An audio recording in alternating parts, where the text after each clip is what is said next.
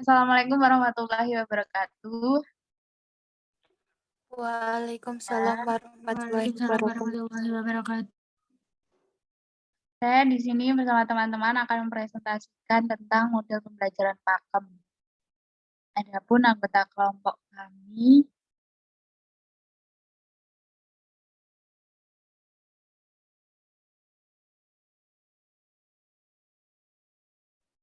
ada Sefira Alda, Uut Aisyah, Laila Nadia Husna, Lala Destiana Dava, Winda Yunanti, Galuh Rizky Bahtiar, Pramesti Dewi, Asri Yulianti, Natri Aulia Arningsih, dan Andika Aji.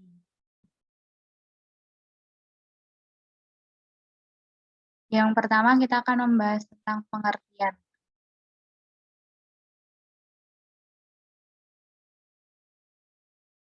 Pengertian yang pertama dari Ma'aruf tahun 2009, pakem atau pembelajaran aktif, kreatif, efektif, dan menyenangkan pertama kali diperkenalkan menyertai program manajemen berbasis sekolah atau MBS yang dikembangkan UNICEF atau UNESCO, Pemerintahan Republik Indonesia.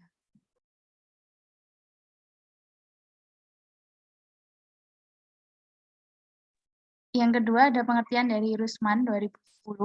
Pakem merupakan akronim dari partisipatif, aktif, kreatif, efektif, dan menyenangkan. Beberapa lembaga pendidikan tenaga kependidikan atau LPTK pun mengembangkan konsep pakem ini menjadi paikem, misalnya UNP.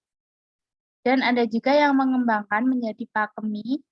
Huruf I dapat dimaknai dengan inovatif, namun ada juga yang memaknai sebagai interaktif. Meskipun demikian, konsep dasarnya sesuai dengan Peraturan Pemerintah Nomor 19 Tahun 2005 adalah pakem.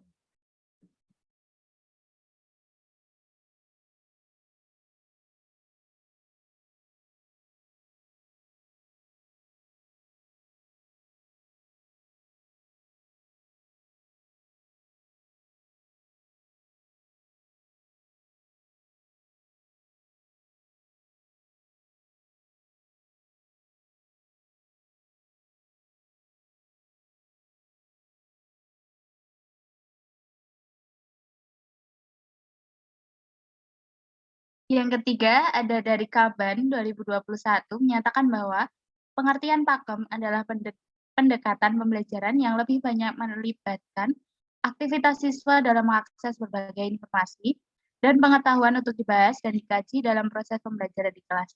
Sehingga mereka mendapatkan berbagai pengalaman yang dapat meningkatkan pemahaman dan kompetensinya.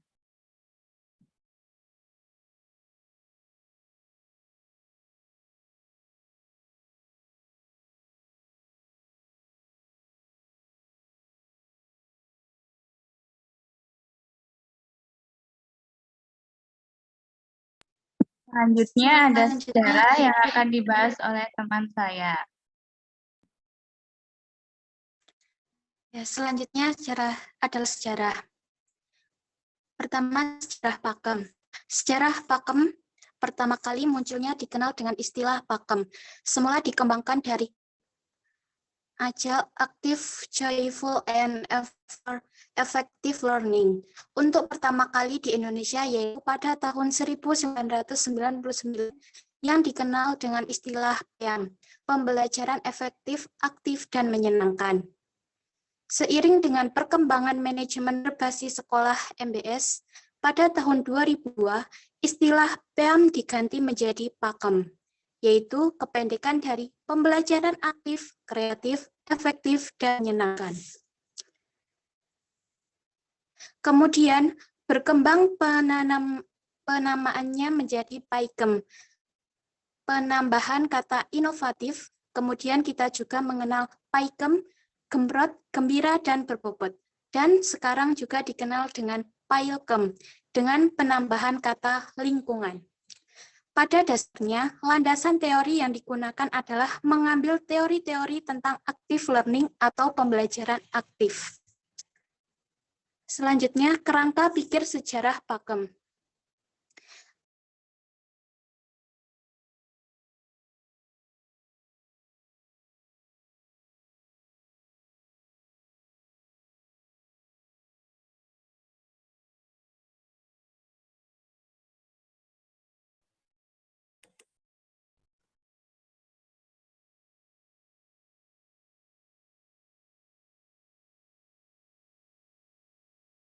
pikir ada yang selanjutnya dan yang terakhir CBSA.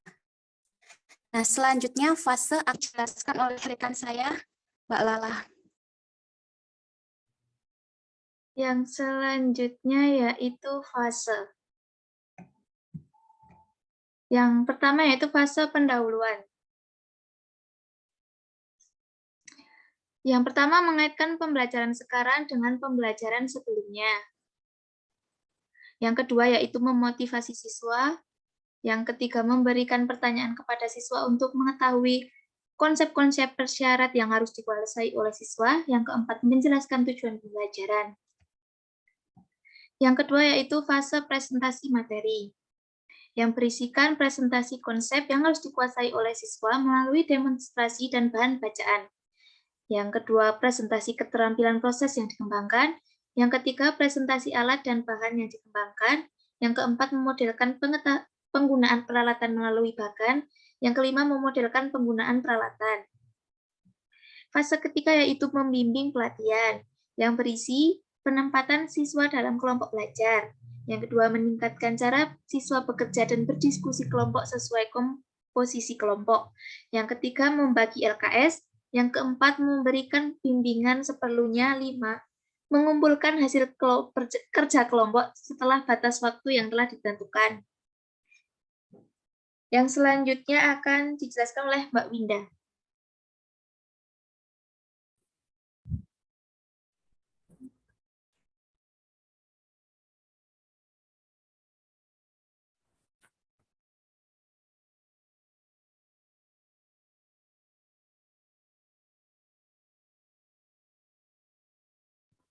Selanjutnya yaitu fase yang keempat, menelaah pemahaman dan memberikan umpan balik. Tahap-tahapan yang pertama yaitu mempersiapkan kelompok belajar untuk diskusi kelas. Yang kedua, meminta salah satu anggota kelompok untuk mempresentasikan hasil kegiatan.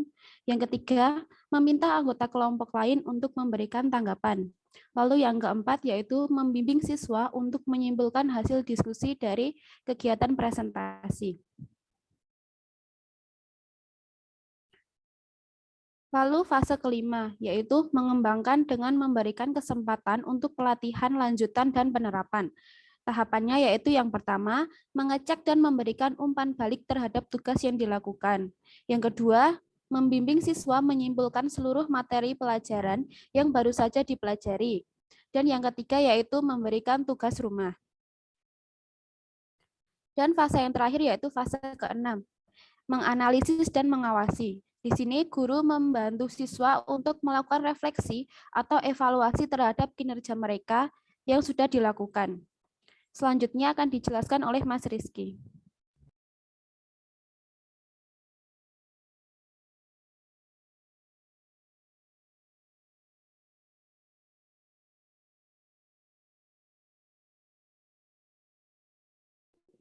Yang selanjutnya yang keempat ada prinsip yang harus diperhatikan oleh guru dalam menerapkan PAEKM, yaitu yang pertama, guru dapat memahami sifat peserta didik. Guru mengenal peserta didik secara perseorangan. Dapat memanfaatkan perilaku peserta didik dalam pengorganisasian belajar. Selanjutnya ada guru dapat menyeimbangkan kemampuan berpikir kritis dan kreatif serta mampu memecahkan masalah. Yang kelima, guru dapat menciptakan ruangan kelas sebagai lingkungan belajar yang menyenangkan. Yang keenam, dapat memanfaatkan lingkungan sebagai lingkungan dan sumber belajar. Yang ketujuh, guru dapat memberikan umpan balik yang baik untuk meningkatkan kegiatan pembelajaran. Dan yang kedelapan terakhir, guru mampu membedakan aktif fisik dengan aktif mental siswa.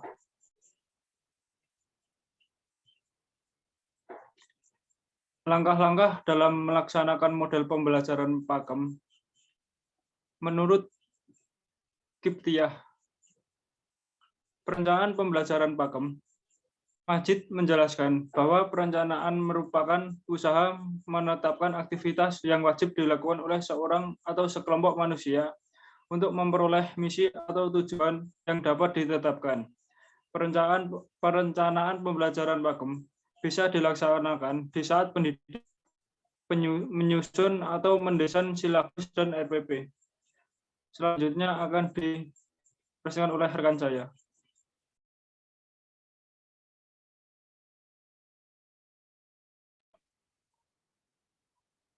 Selanjutnya, langkah-langkah pelaksanaan model pembelajaran pakem, pembelajaran aktif, kreatif, efektif, menyenangkan menurut Kiptiah 2019.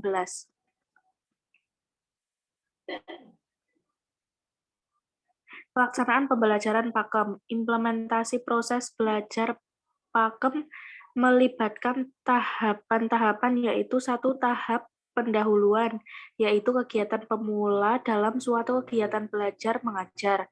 2. Tahap inti, merupakan proses belajar untuk mendapatkan kemampuan atau kompetensi dasar yang dilaksanakan. Dan 3. Tahap penutup, aktivitas yang dilaksanakan pada akhir kegiatan pembelajaran.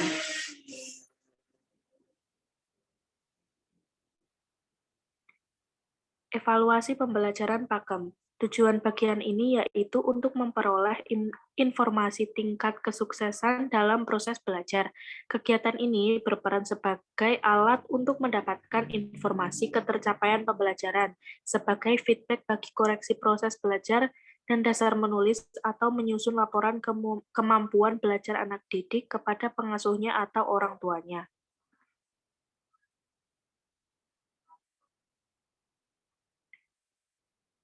Berikut ada link YouTube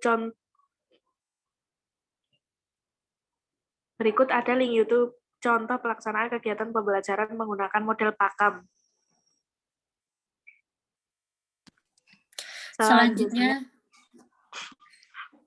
Selanjutnya yaitu ada rancangan berbasis model. Materinya yaitu penghematan air, kelas 5, tema 8, lingkungan sahabat kita, subtema 3, usaha pelestarian lingkungan, alokasi waktunya yaitu 2 kali 35 menit. Indikator yang pertama ada mengidentifikasi keberadaan air bersih di sekitar tempat tinggal, yang kedua menjelaskan manfaat air bagi makhluk hidup, dan yang ketiga menjelaskan cara menghemat air.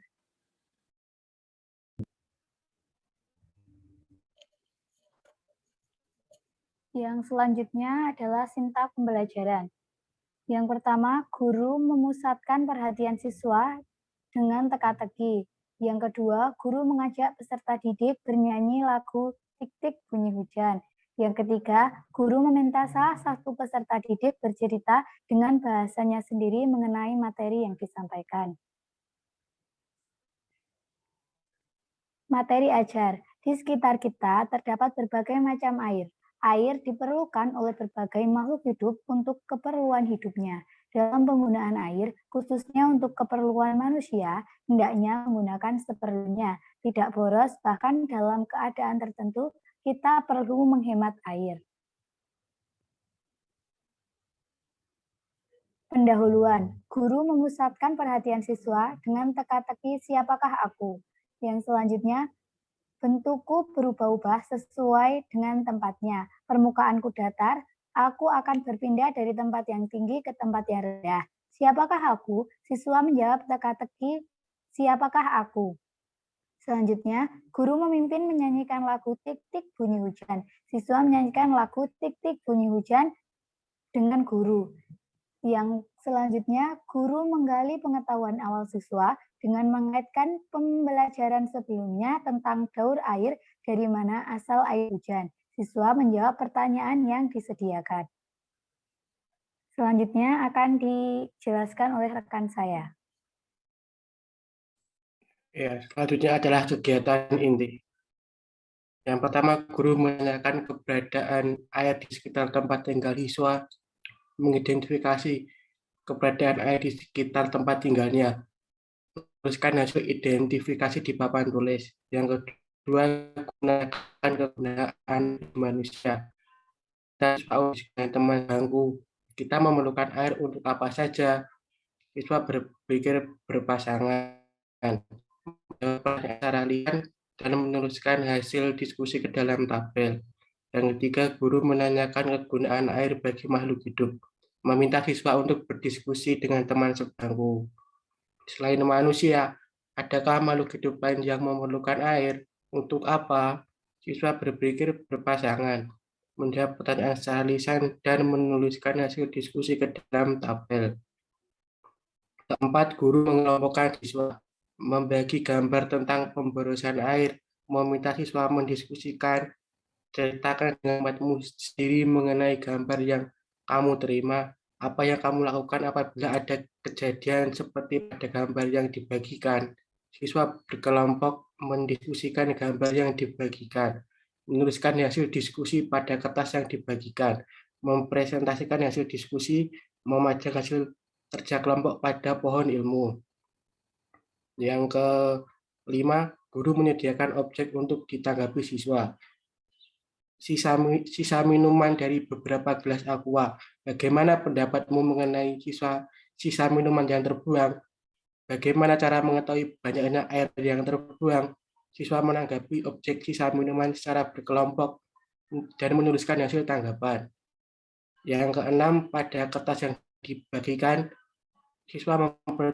siswa mempresentasikan hasil tanggapan dan memajangkan hasil kerja kelompok pada pohon ilmu. Selanjutnya adalah penutup. Pertama, guru membimbing siswa untuk membuat kesimpulan air dapat kita temukan di titik-titik, dan manfaat air manusia adalah titik-titik, bagi tumbuhan adalah titik-titik, dan bagi hewan adalah titik-titik. Lalu bagaimana cara menghemat air? Selanjutnya yang kedua, guru membuat kesimpulan menutup pembelajaran hari ini, menginformasikan materi pembelajaran untuk pertemuan yang akan datang, dan siswa memperhatikan informasi guru. Ya, terima kasih. Itu tadi presentasi tentang model pembelajaran oleh